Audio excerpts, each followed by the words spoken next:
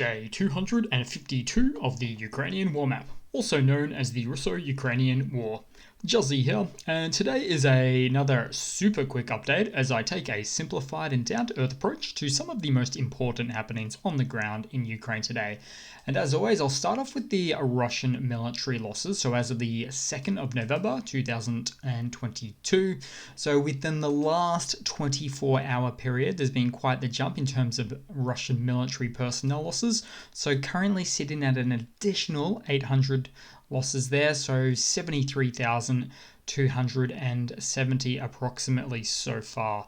So what's striking about the recent days, I would say, is the figures have been well above average, likely due to Russia's military mobilization call-up that commenced 6 weeks ago.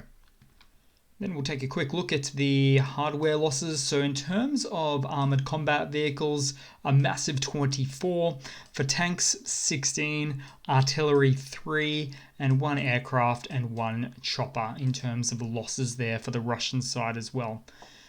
Which means we'll jump back to the map here today. And we'll start out in the Svatove region of the Donbass. So I've just wanted to start here today because it's been said to be quite quiet in the city here. So just from a Svatove locals perspective, they say it's quiet in the city, but outside of the city, it's very loud. It's blowing up from all sides, but there's still electricity, gas, and running water here for the remaining civilians living at this location. So just something important to add there. So in the wider Donbass area in the last 24 hours, there's been no significant changes.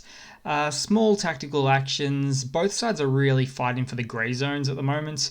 There was a bit of a push in the last 24 to 48 hours from the Russian side here. They're really looking to get their hands on Bilorivka, which the Ukrainian forces took about a month ago, or even longer in fact, around with the push of the larger Lyman and the Yampol region, which I'm sure you'll remember very well. But generally, Russian attacks have been repelled all along the vertical axis here by the Ukrainian forces in the last 24 hours. Now, I might just quickly mention here, so Bakhmut, for example, where the war, really the front line rages the most along here. So the Wagner group, which is the private contract militia group that Russia has purchased in order to do its work for it on the front line here. Now, the Wagner group advances up to, and I say up to 200 meters a day. Sometimes they lose territory. So this is negative figures that's about 200 yards, for instance, which is completely missing the mark of Russia's intended 10 plus miles goal per day in terms of gains in the actual Donbass here. So yeah, really missing the mark for the Russian/Wagner side. Move across down to the Dnipro Petrovsk Oblast here. So this one that I always say looks like a bit of a boomerang. So interestingly, the Ukrainian air defenses here shot down 12 out of the 13 Shahed 136 drones launched in the central and eastern regions overnight. So not bad on that front there. And I'll just quickly mention, I've been reading a lot about Gepards. So these are the air defense systems provided by Germany. They've been around for quite a while. Apparently they're doing quite well, very effective in taking out drones. They're even capable of taking out some Russian cruise missiles as well. So always good to hear.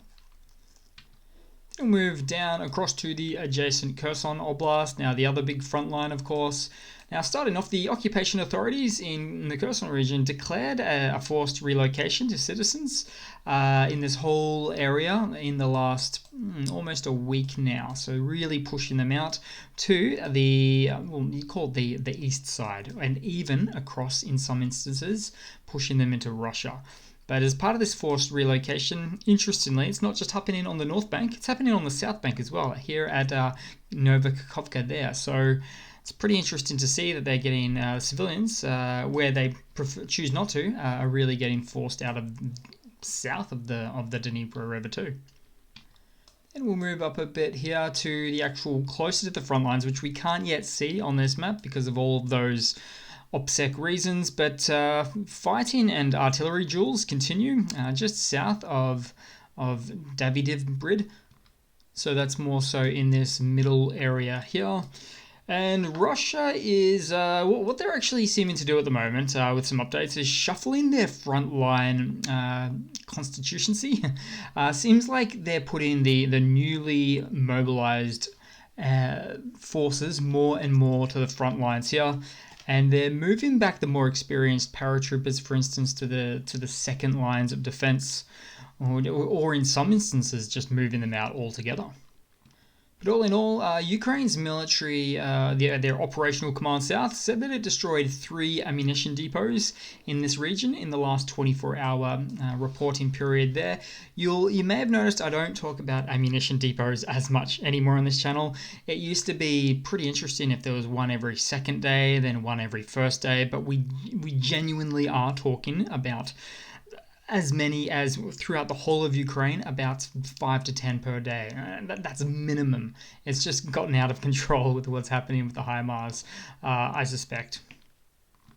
But what is interesting here is the fact that there was an air defense system taken out in the Kherson Oblast, a Russian one, the Pantsir S1 anti-aircraft missile system, and a gun complex were destroyed there as well. So that's pretty fantastic to see. And on top of that, the Ukrainian artillery destroyed a Russian OSA air defense system in the Kherson region again. So these are quite old, these ones. So again and again, Russia is just using older and older equipment. And a quick rare find in the Kherson region today. So a Russian command and staff vehicle was found in this location here near to the front lines. So it's actually designated as an R149er MA1 if you're interested in looking that one up there, but it's a rare find, so I thought I'd like to mention that one there. Oh, and let's move over just quickly for a second to it's really in the Black Sea in the direction of Odessa. So 3 Kh-59 missiles launched from a Russian Su-30 aircraft over the Black Sea were shot down by Ukrainian air forces over the sea there as well. So these are the old Kh-59 missiles, so they're not exactly the latest and greatest, really things that were built in the 60s.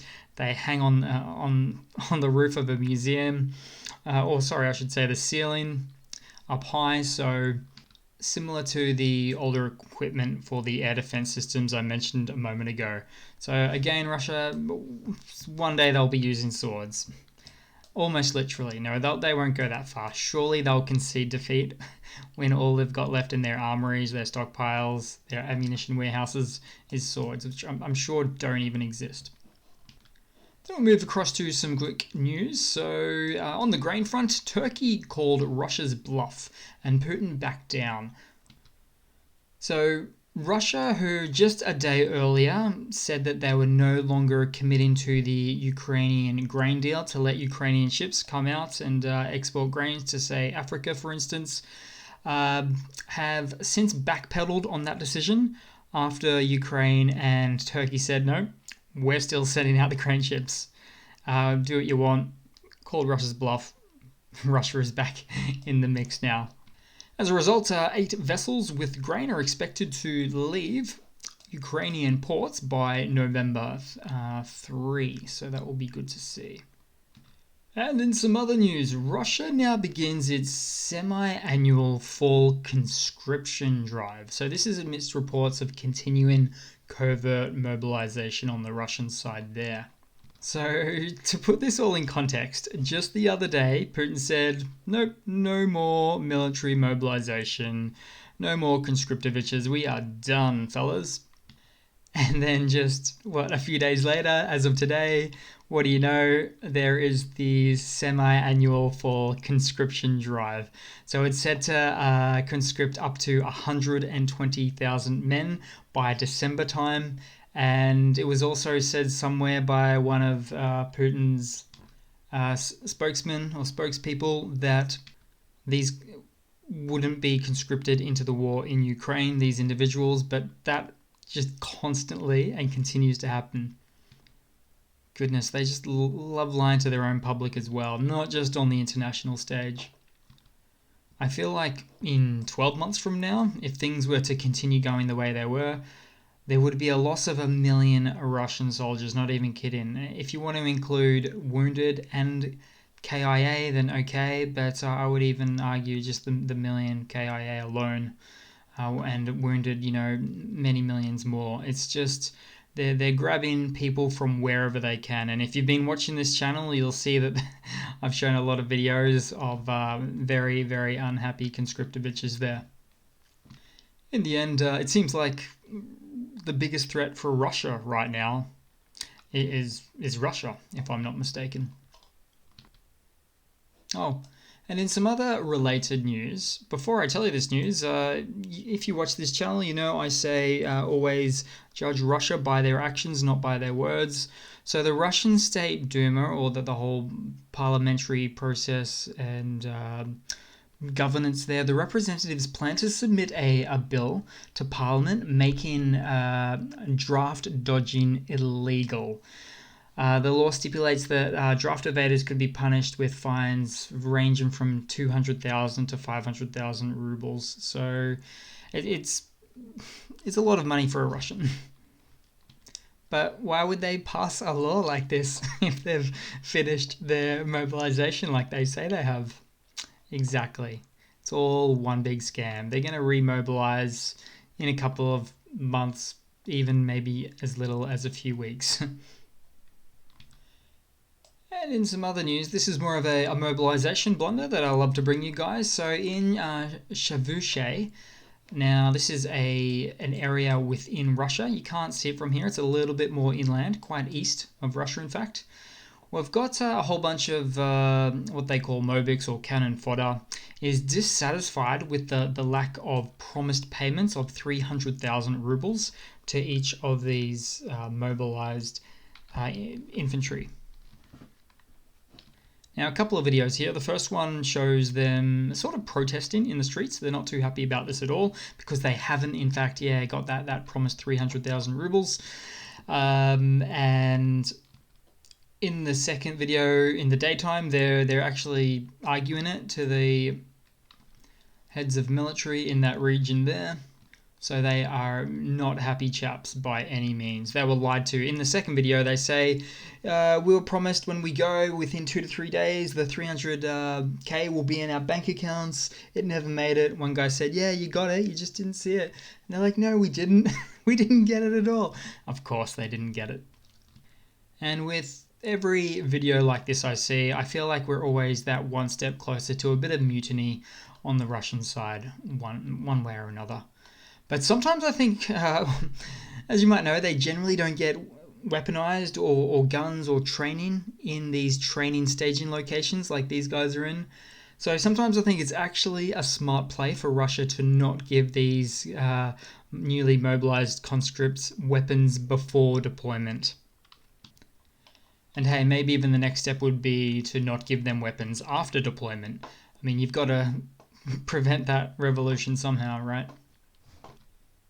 And just a quick funny to round it all off with. Now, it's really a bit of a simple one, not very meaningful. It's a Ukrainian T-72 tank taking out it's like a little minivan. Now, it's called a Russian buhanka.